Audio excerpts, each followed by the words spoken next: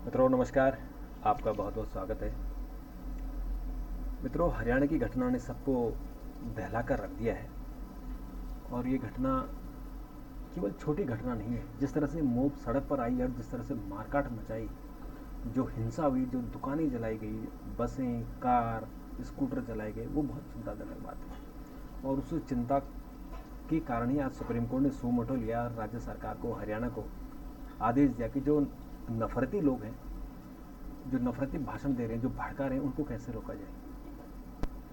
तो उसमें जैसे हरियाणा की घटना, इतनी बड़ी घटना घटी, 6 लोग मारे गए, कई दुकानें जल गई, कितना लाखों करोड़ों का नुकसान हो गया। उसके कारण आसपास का जो इलाका है वहाँ भी खतरा हो गया। जैसे अलवर है, भरतपुर है, उत्तर प्रदेश के 11 ज़िले हैं, हरियाणा के 9 ज़िले हैं, दिल्ली के जो आसपास के हैं जहाँ मुस्लिम बाहुल इलाका है, वहाँ तनाव पैदा हो गया है। तो उस तनाव को रोकने के लिए सुरक्षा बल अपनी तरफ से कोशिश कर रहे हैं और निषेधाज्ञा भी लगा दी गई है, यानी 144 लागू कर दी गई है। लेकिन ये बड़ी चिंता की बात है कि ऐसा क्या हुआ कि इतना बड़ी संख्या में लोग सड़कों पर उतर आए, उन्होंने हिंसा की। क्या ये साजिश का हिस्सा है? क्या ये पहले से पूर्व प्लानिंग थी? क्योंकि एक खबर आ रही है कि जो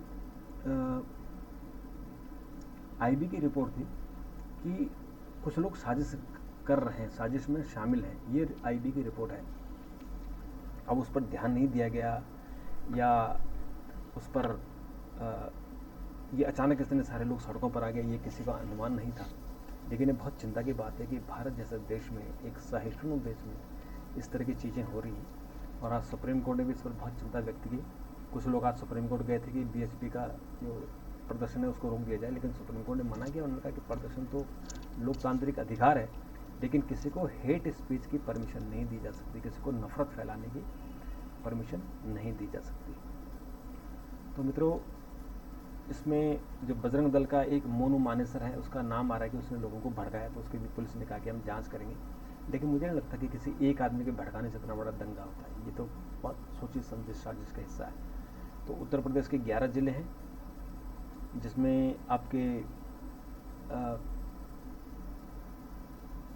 जो मथुरा है, आगरा, फिरोजाबाद, सहारनपुर, मुजफ्फरनगर, मेरठ, बागपत, हापुड़, अलीगढ़, शामली, नोएडा, ये 11 ज़िले हैं जिनको में सतर्कता बढ़ाई गई है। और राजस्थान के अलवर और भरतपुर में, और दिल्ली का जो जामा मस्जिद इलाका है, चांदनी चौक है, तुर्कमान गेट, सिलमपुर, मुस्तफ़ाबाद, जाफराबाद, जहांगीरपुरी, खजूरी खास, उस्मानपुर, शास्त्री पार्क, सीमापुरी, ताहिरपुर, जहांगीरपुरी, किरारी, नांगलोई, ओखला, नंदनगली, यमुना विहार, नूर इलाही, और जो हरियाणा से सटे हुए कापा, सहेड़ा, मुंडका, टिकरी बॉर्डर है, यहाँ सुरक्षा बढ़ा दी गई है। खट्टर ने केंद्र दलों की 4 और कंपनियों की मांग की है। और जो दुष्यंत चौटाला है, उप मुख्यमंत्री, उन्होंने कहा कि बीजेपी ने कितनी भीड़ इकट्ठा करनी थी, इसकी सही जानकारी नहीं दी है। तो मुझे लगता है कि पूरा साजिश, ये भी साजिश का हिस्सा है कि सारा जो दंगा हुआ उसको बीएचपी और जो मोनू मानेसर है उसके सिर पर थोप दो, बाकी सब माफ। ये भी गजब हो गया। मित्रों, अब थोड़ा आगे बढ़ते हैं। टमाटर 259 हो गया मदर डेयरी में, यानी ओपन मार्केट में ये 300 रुपये से ज़्यादा है।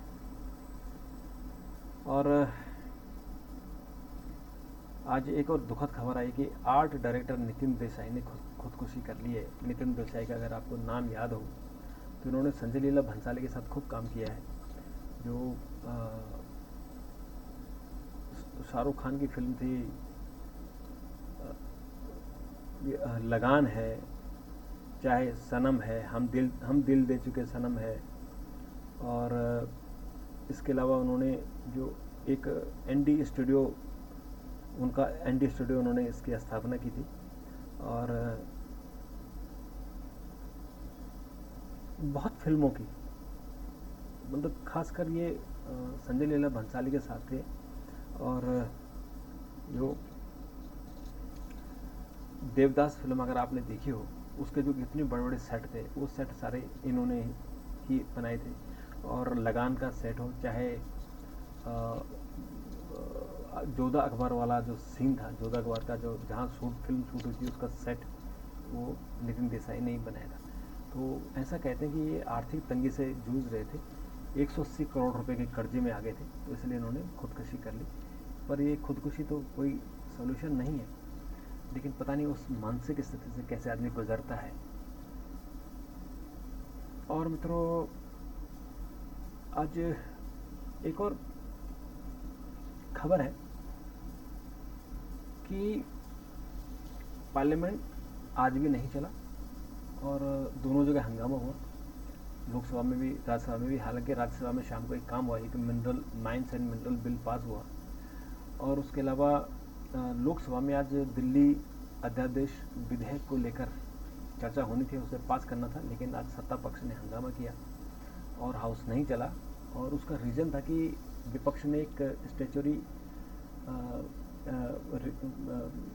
प्रस्ताव दिया था, तो उसमें विपक्ष चर्चा कराने को तैयार था, लेकिन सत्ता पक्ष ने इसलिए चर्चा नहीं कराई कि विपक्ष चर्चा करेगा, सत्ता पक्ष की आलोचना करेगा और उसके बाद सदन एडजॉर्न कराकर चला जाएगा। तो उसके कारण सत्ता पक्ष ने भी आज नहीं कराई। और आज ओम बिरला नाराज थे और वो सदन में नहीं आए, और उन्होंने कहा कि मैं तब तक सदन में नहीं आऊँगा जब तक कि दोनों पक्षों में शांति नहीं हो जाती। और उधर जगदीप धनखड़ ने कहा कि मुझे प्रधानमंत्री को बुलाने का अधिकार नहीं है, क्योंकि विपक्ष अड़ गया था कि प्रधानमंत्री को बुलाओ और मणिपुर पर उनसे बयान दिलाओ। तो उन्होंने कहा कि मुझे 267 के तहत 58 नोटिस मिले हैं, लेकिन उनका ऐसी पावर नहीं है कि वो प्रधानमंत्री को आके बोले कि जवाब दो। इसके अलावा मित्रों, आज एक और बुरी खबर आई है कि कोनो में जो दक्षिण अफ्रीका और जो 20 चीते लाए गए थे, उसमें से 8 की मौत हो चुकी है और आज एक और की मौत हो गई है। तो ऐसा लगता है कि भारत की जो भूमि है उस पर इन चीतों के लिए ये सूटेबल है, या जैसे खबर आ रही है कि शायद वो उनका जो कॉलर, उनके रेडियो कॉलर लगेंगे गले में, वो शायद इन्फेक्शन के कारण इनकी मौत हो रही है। लेकिन ऐसा कैसे हो सकता है, ये बहुत चिंताजनक बात है। और चूँकि हम बहुत ही शान और शौकत से एयरफोर्स के जहाज से उनको लेकर आए थे, तो हमारा काम अब ये भी था कि उनको कैसे बचाया जाए, कैसे उनको उनके जीवन को बचाया जाए, ये बड़ी चुनौती है। तो मित्रों, इसके अलावा जो क्रिकेट में हमने देखा है कि भारत ने वेस्ट इंडीज़ को हरा दिया है, तो अभी सीरीज़ 2-1 से हमने जीत ली है। इसके अलावा मित्रों, भारत और पाकिस्तान के बीच विश्व कप का जो मैच होने वो पहले 15 अक्टूबर को अहमदाबाद में होना था, लेकिन दोनों पक्षों ने आपस में बात कर ली, क्योंकि 15 अक्टूबर को कोई त्यौहार है अहमदाबाद में, तो इसलिए 14 अक्टूबर को उसको करने पर सहमति हो गई है। और जो दोनों पाकिस्तान और भारत के बीच में जो प्रोग्राम है पाकिस्तान का, उसमें 6 अक्टूबर को नीदरलैंड के खिलाफ हैदराबाद में होगा और 12 अक्टूबर को श्रीलंका के खिलाफ होगा हैदराबाद में ही। 15 अक्टूबर को भारत के खिलाफ होगा जो अहमदाबाद में, वो 14 अक्टूबर को होगा। 20 अक्टूबर को ऑस्ट्रेलिया के खिलाफ बेंगलुरु में है। 23 अक्टूबर को पाकिस्तान अफगानिस्तान के खिलाफ है चेन्नई में। और 27 अक्टूबर को भारत बनाम ये दक्षिण अफ्रीका में चेन्नई में। 31 अक्टूबर को ये कोलकाता में है। तो इस तरह से ये कार्यक्रम इनका विश्व कप का भारत में खेलने का प्रोग्राम है। और मित्रों, आज विपक्ष का एक प्रतिनिधिमंडल राष्ट्रपति से मिला और उन्होंने जो मणिपुर से लौट कर आए थे उसकी उन्होंने रिपोर्ट राष्ट्रपति को सौंपी और उस पर एक्शन लेने को कहा है। और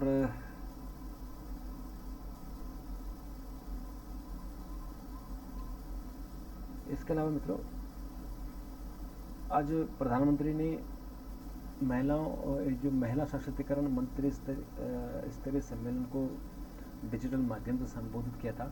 एक गांधीनगर में हुआ था, दिल्ली से प्रधानमंत्री ने को संबोधित किया।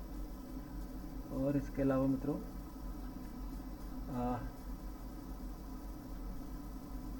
FBI की स्पेशल एजेंट बनी सोहनी सिन्हा, बद्रीनाथ को बौद्ध मठ बताने वाले मौर्य के खिलाफ केस दर्ज हो गया है।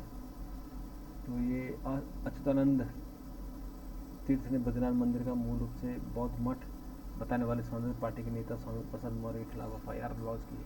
ये जानबूझ के धार्मिक भावनाओं के साथ खिलवाड़ करते हैं, इस तरह के बयानबाजी करते हैं। क्या इनको शर्म आनी चाहिए कि वोट बैंक के लिए अपने अपने धर्म को बदनाम करते हैं? समझ नहीं आता इनको कैसे हो गई।